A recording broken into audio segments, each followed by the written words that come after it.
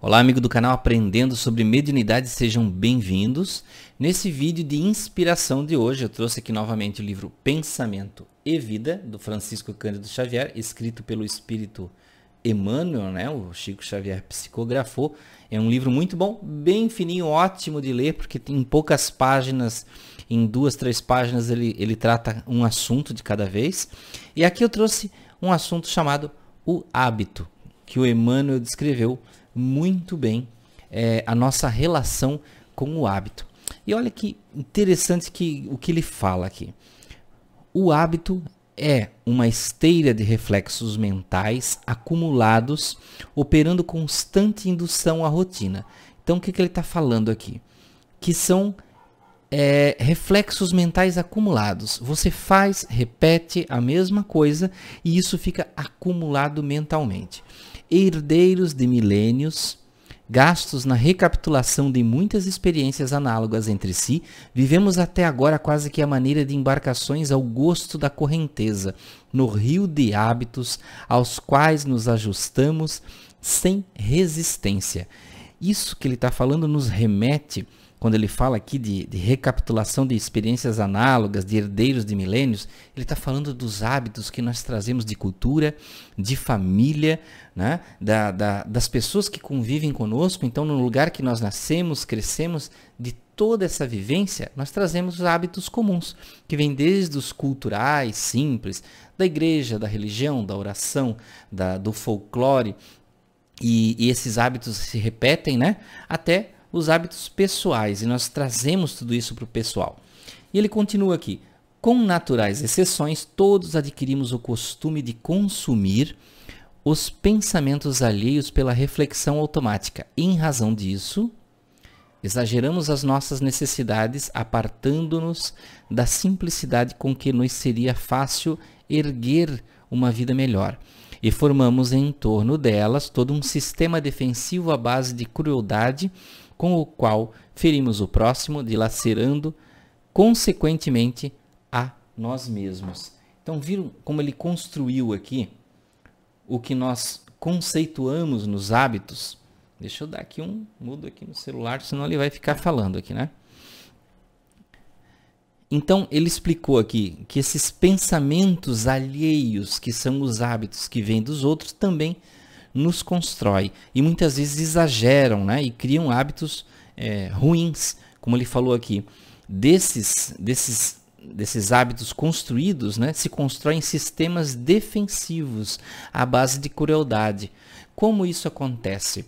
O hábito que nós colocamos dentro da nossa mente, dentro da nossa cabeça, né, ele está lá enraizado. E o que acontece? Ele se transforma em um sistema do ego. E aí, quando alguém vai ferir esse ego, nós acabamos agindo com crueldade.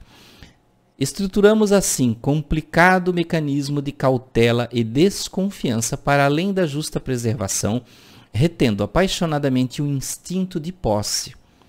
E com o instinto da posse, criamos os reflexos do egoísmo e do orgulho, da vaidade e do medo, com que tentamos inutilmente fugir às leis divinas, caminhando na maioria das circunstâncias como operários distraídos e infiéis que desertassem da máquina preciosa em que devem servir gloriosamente para cair, sufocados ou inquietos nas engrenagens que lhes são próprias. Então nós criamos as nossas próprias armadilhas com os hábitos, construindo tudo isso em uma pilha de coisas dentro do nosso ego, né? Nesse círculo vicioso vive a criatura humana, de modo geral sob o domínio da ignorância acalentada, procurando enganar-se depois do berço, para desenganar-se depois do túmulo. Olha o que o Emmanuel fala aqui, né? Se engana depois do berço durante a vida e se desengana depois que desencarna. Aprisionada no binômio ilusão-desilusão, com que despende longos séculos, começando e recomeçando a senda em que lhe cabe avançar. Não será lícito, porém, de modo algum desprezar a rotina construtiva. É por ela que o ser se levanta no seio do espaço e do tempo, conquistando os recursos que lhe enobrecem a vida. Então ele está falando que nós não podemos dispensar os bons hábitos, a rotina construtiva, né? Nem todo hábito quer dizer que é negativo. A evolução, contudo, impõe a instituição de novos costumes, a fim de que nos desvencilhemos das fórmulas inferiores, em marcha para ciclos mais altos de existência. Está explicando que nós temos que crescer, deixar os hábitos velhos para hábitos novos e saudáveis. É por esse motivo que vemos no Cristo, divino marco da renovação humana, todo um programa de transformações viscerais do espírito, sem violência de qualquer natureza, altera os padrões da moda moral em que a Terra vivia há numerosos milênios. O Cristo, apesar de dizer que não veio desfazer a lei, trouxe muitas coisas novas, né? Contra o uso da condenação metódica, oferece a prática do perdão. A tradição de raça opõe o fundamento da fraternidade legítima. Ele está falando, remetendo aquelas partes bíblicas, né, onde se falava em apedrejar as pessoas e tudo mais. Então ele está falando que trouxe o perdão para esse tipo de cultura, porque era um hábito, né, apedrejar as pessoas. A tradição, continuando, no abandono, à tristeza e ao desânimo nas horas difíceis, traz a noção das bem-aventuranças eternas para os aflitos que sabem esperar e para os justos que sabem sofrer. Toda a passagem do Senhor entre os homens, desde a manjedoura que estabelece o hábito da simplicidade, até a cruz afrontosa que cria o hábito da serenidade e da paciência, com certeza da ressurreição para a vida eterna, o apostolado de Jesus é um resplendente conjunto de reflexos do caminho celestial para a redenção do caminho humano. Está exemplificando, né, que Cristo deixou todos os exemplos, deixou um manual de vivência que ainda vale, né, na nossa época, né? Ele é totalmente válido na nossa época. Até agora no mundo, a nossa justiça cheira a vingança e o nosso amor sabe a egoísmo. Não sei se é sabe ou é sobe, mas está escrito sabe nesse livro, né? Pelo reflexo condicionado de nossas atitudes irrefletidas nos milênios que nos precedem o hoje. Não podemos desconhecer, todavia, que somente adotando a bondade e o entendimento, com a obrigação de educar-nos e com o dever de servir, como hábitos automáticos nos alicerces de cada dia, colaborando para a segurança e felicidade de todos, ainda mesmo à custa de nosso sacrifício, é que refletiremos em nós a verdadeira felicidade por estarmos nutrindo o verdadeiro bem.